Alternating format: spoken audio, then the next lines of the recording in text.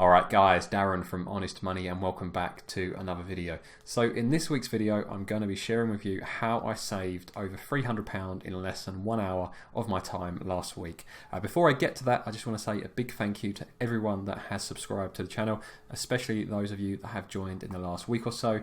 The channel is growing at its fastest ever rate, and since last week's video we have gained over 2,000 subscribers. So a massive thank you to everyone that has joined. So how did I save £300 in less than an hour? Well, it was split over 2 different services, and I'm going to talk you through the process that I went through with each service and explain how I was able to save the money.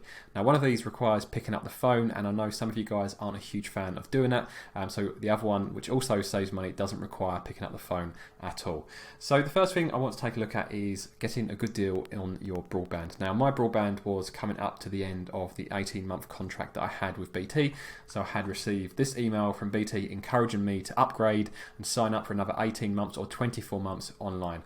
Now, the catch with all of these services that try to get you to sign up online or upgrade online or renew online is generally they will not give you the best deal that is available. So certainly don't settle for what they offer you online, as usually you can get a better deal by either shopping around or contacting them on the phone and having a chat with these guys.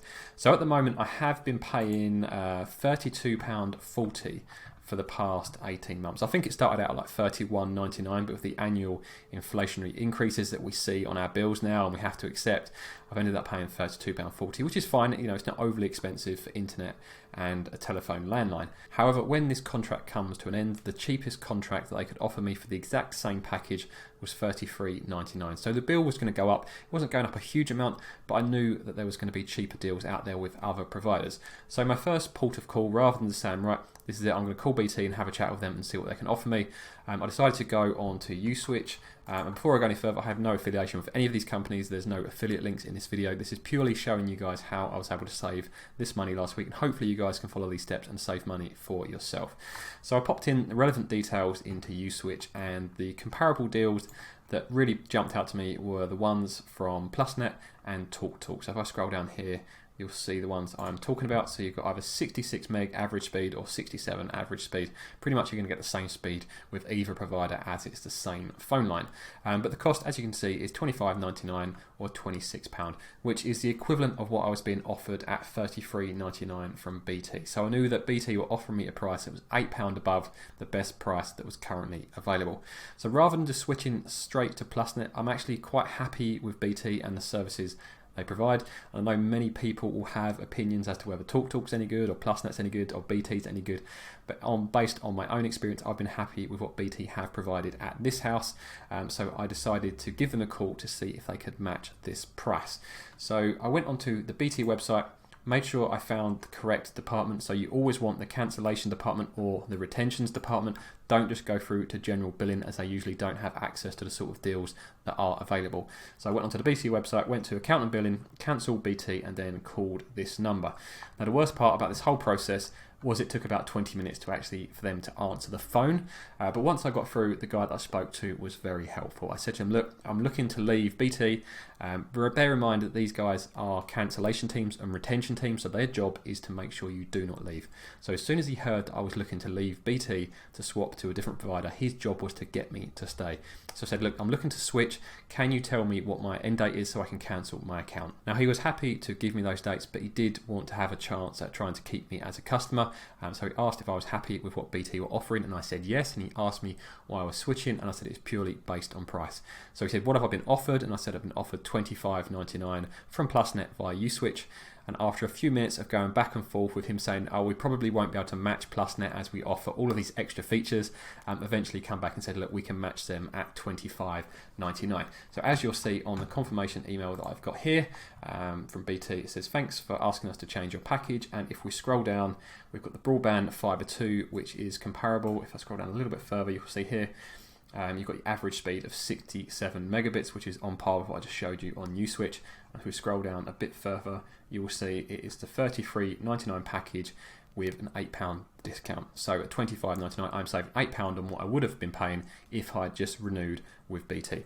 So if I'm saving £8 over a 24-month period, that is a saving of £192 just by spending 15 minutes, well, sorry, about 30 minutes, 15 minutes waiting and 15 minutes talking to the guy. I've saved the best part of £200 over the next 2 years on my internet and landline connection. So that's the first way I was able to save money last week. Now the next thing that I took a look at was my energy provider. Now I had no intentions of changing my energy provider as I'm in a fixed deal until April 2021. However, they emailed me saying they wanted to adjust my direct debit, and despite the fact I'm on a fixed rate with them, I know that there were no exit fees, so I thought, you know what, let's just take a shop around and see if there are any better deals available.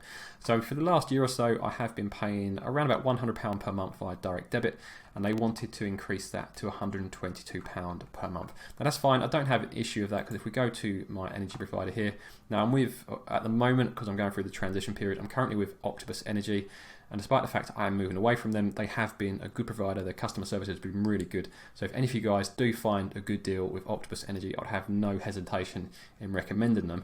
But you can see here, my account balance is about zero. So pretty much for the last 12 months, I've been paying them about the right amount. But what they're saying is at this point of the year, they'd like to see me be in credit. As we go into the winter months, I'm going to be spending more than I have been spending over the past few months. So what they're saying is we want to increase your direct debit from £100 to £120 so that when we get to this time next year, you're not in the red, you stay in positive balance with us and you're not going to get a surprise bill of £100 or £200. So I understand why they want to increase the direct debit, and I have no issue with them proposing that change to me. However, it did kind of provide a catalyst for me to do some shopping around. So as with the broadband comparison, the first place that I went to was the Uswitch website. You populate all of your details, including your existing provider and the existing tariff and how much you spend per month. And they come back with a list of providers that hopefully will provide a better deal than you're currently paying.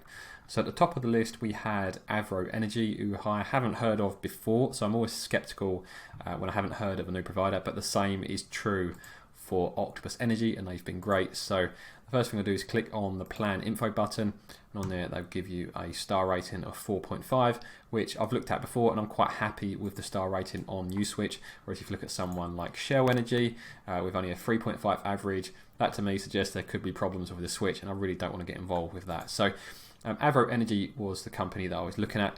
Now usually when you populate your details, they come back with a direct comparison so you can see how much you're saving versus your existing provider. For some reason it hasn't come up this time, but I usually run these figures manually, as I like to double check what I'm being quoted is actually going to come out that way and not just got something wrong in the algorithm. So if you click on the plan info button, scroll down, you probably can't see it because I'm in the way.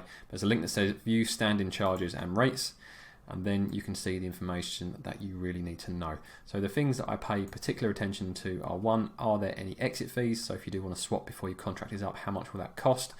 If you are on a fixed tariff at the moment, it's still worth shopping about, because a £20 or £30 exit fee might be worth it if you're going to save a lot more on the cost of your energy. So the other things that I look at are the unit rate for both electricity and gas. So you have a unit rate and a standard charge that is charged on each fuel. So for my electricity, I'm charged 18.9 pence per day, and then for every kilowatt hour that I use, I'm charged just over 15 pence. Then for gas, which is always a lot cheaper from a unit charge perspective, it's only 2.41 pennies per kilowatt hour and 18.9p per day. Now if I compare that to what I'm currently paying with Octopus Energy, let me just scroll down. The gas is the biggest one because that's the biggest saving. So at the moment I'm paying 2.77p per kilowatt hour, yet Avro Energy are offering 2.41. Now that doesn't sound like a very big saving, 0.3 of a penny, but let's just do the math just very quickly based on that. So at the moment I'm paying 2.77p per kilowatt hour. So if we put that in as monetary value, it would be 0.0277. I think that's right. And I did the maths. I've roughly used 21,000 kilowatt hours of gas over the past 12 months. So if we times that by 21,000, you can see I spent around about £580 on gas over the past 12 months. So when you think about, I spend about £100 per month direct debit, plus I've got electricity included. That is about right. So that's £580. Let me add that to memory there. Now if I go to Avro Energy, they are quoting 2.41 instead. So let's do the same maths, which is 0.0241 times by 21,000, and we have £506 there. So if we just clear that, we recall that figure, minus £506.10. So we're going to save £75 alone if my gas usage is the same over the next 12 months. That doesn't take into account any savings that I might make on the standard daily charge or on the electricity charges as well. So, but when you add all of that up, along with the amount I'm saving on my broadband, I'm saving over £300 based on the changes I have made. Now, I didn't actually order directly through Avro or through Uswitch. What I did is I went to Quidco. Now, this is a website that many of you are probably familiar with. If not, you might be using someone like Top Cashback instead. But Quidco is effectively a cashback site where you get money back for completing a transaction through their website. So you can see here with my activity, I use Quidco quite a lot, and over the last few years, I've probably, whatever it says here, I've earned just under £1,200 back from transactions that I was going to make anyway. So by switching energy provider through Quidco, I'm actually going to get £40 cash back in a few months' time once it all goes through. So always check with anything when you're switching or renewing whether there's any cashback deals available, as they can sweeten the deal a little bit. Also, double check that the offer you're being offered through Quidco or whoever you're using is comparative to what you're being offered through Uswitch or the site that you're using at that time, as you don't always get offered the same deal from every comparison site, as some of them do have different cashback rates. So I think if I went through Uswitch via Quidco, the cashback was £35, but if I go directly through Quidco, it's £40, so an extra £5 just for using a different website. So let me just quickly show you the Quidco comparison form. So you sign into quidco.com, go to compare. They've got all the different things you can compare. So I was doing compare energy, and this brings up this section. So I've already pre-populated it with my details, saying I'm using gas and electric, who my existing provider is, the tariff that I'm currently on, when my end date is, and stuff like that. Then you go down, you have to pop in your email address, unfortunately. As much as I don't like to do it, they say they're not going to use it for marketing purposes, but I popped in my email address, and that brought back a list of quotes. So let me just run this again so you guys can see what I'm talking about. And as you can see on the results screen here, Avro Energy are also the cheapest through Quidco, and here it actually calculates what they're estimating my savings will be. So it's a little bit higher than just that basic maths I showed you based on gas alone. So hopefully I'll be saving around £11 a month by switching provider. So it's well worth it. And again, there's no early exit fees with Avro. So if they turn out not to be a good provider or a better deal comes up in the next 12 months, I can switch at any point. So I completed the switch through Quidco, and as you can see on the email there, I have signed up with Avro Energy, and over the next few weeks they will swap me over from Octopus Energy to Avro Energy, and the new direct debit will start with those in September. So I hope you guys have found this useful, seeing the process that I went through last week, which has saved me over £300 on my bills over the next 12 to 24 months. If your broadband is coming to the end of its contract, don't be afraid of picking up the phone and having a chat with your current provider. They may be able to offer better rates than currently available via their online renewal systems. Also, just because you have a fixed rate with an energy provider doesn't mean there isn't currently a better deal available elsewhere. If you don't have any exit fees, or even if you do have exit fees, it still may be beneficial to swap. So hopefully you guys have found it useful. If you did, if you could just take one moment, scroll down, hit that like button, that would be massively appreciated. And if you're not subscribed to the channel, please subscribe, and I'll see you guys in next week's video.